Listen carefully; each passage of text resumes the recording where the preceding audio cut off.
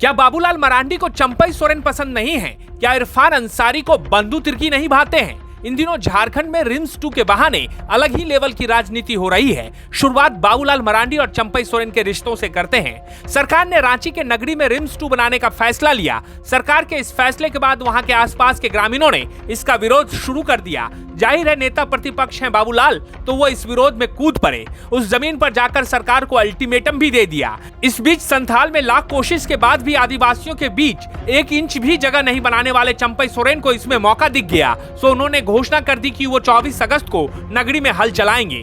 कायदे से वो बीजेपी के विधायक हैं और बीजेपी ने चुनाव में आदिवासियों के लिए ही उन्हें पार्टी में लाया था। उम्मीद ये की जा रही थी कि उनके हल चलाने की घोषणा के बाद उनको पार्टी बीजेपी का उनको साथ मिलेगा, लेकिन ऐसा नहीं हुआ। 24 अगस्त को उनको जब हाउस अरेस्ट किया जा रहा था, ठीक उसी वक्त बीजेपी के प्रदेश कार्यालय में प्रदेश अध्यक्ष बाबूलाल मरांडी सेवा पखवाड़ा की बैठक कर रहे थे। हद तो तब हो गई जब दिन के 3 बजे बाबूलाल मरांडी की प्रेस कॉन्फ्रेंस होती है, लेकिन उसमें एजेंडा चंपई सोरेन के बजाय सूर्या हांसदा होता है। जब वहां मौजूद पत्रकार बाबूलाल मरांडी से चंपई सोरेन के बारे में पूछते हैं, तो बीजेपी के भीतर का कोऑर्डिनेशन खुलकर सामने आ जाता है। जो लोग आंदोलन में है वो लोग चंपई को भले घर में वो रोके हों, लेकिन बाकी जिनको वहां हल चलाना है उसके लिए लोग पहुंचे हैं। मुझे ऐसा पता चला।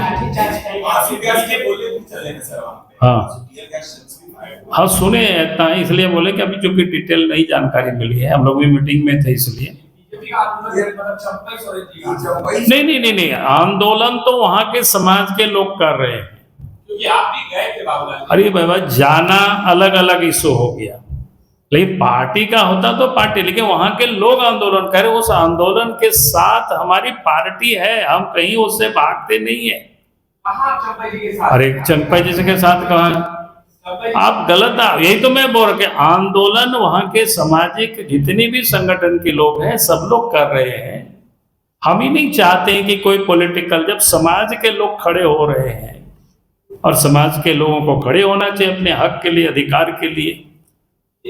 लोग चंपई जी बोले थे कि हम उस आंदोलन में जाएंगे, हमारे कल भी उनकी रात में बात हुई थी हमारी, बल्कि वही हमको कल रात में बताया कि 144 किया है। तो हमने कहा कि नहीं, आपने घोषणा किया है तो आप वहां जरूर चले वहां पर, चूंकि आपने कहा कि हमको जाना है और जाना भी चाहिए।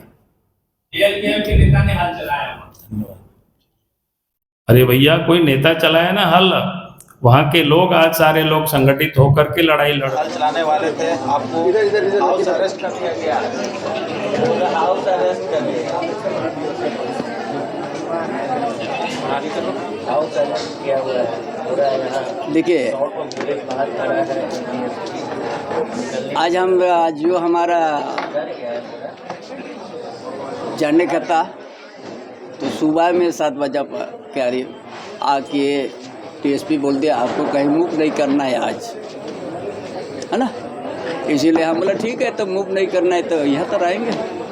ये तो बात हुई बीजेपी की, अब बात कांग्रेस की कर लेते हैं। रिम्स 2 के निर्माण की जैसे ही घोषणा हुई, स्वास्थ्य मंत्री इरफान अंसारी रेस हो गए, बयान पर बयान देने लगे, रील्स पर रील्स जारी होने लगा। तभी इस पूरे मामले में पूर्व मंत्री और कांग्रेस के कार्यकारी अध्यक्ष बंधु तिर्की की एंट्री होती है। इशारों इशारों में वो इरफान पर बयानों का गोला दागने लगते हैं। उनकी बेटी शिल्पी नेहा तिर्की भी सरकार में मंत्री हैं। खैर, 24 अगस्त को भले ही चंपई नगरी नहीं पहुंच पाए, नगरी से 70-80 किलोमीटर दूर मांडर से सैकड़ों की संख्या में लोग आंदोलन करने नगरी पहुंचे, जिसमें कई लोगों ने दिशोम गुरु शिबू सोरेन का मास्क भी लगा रखा था।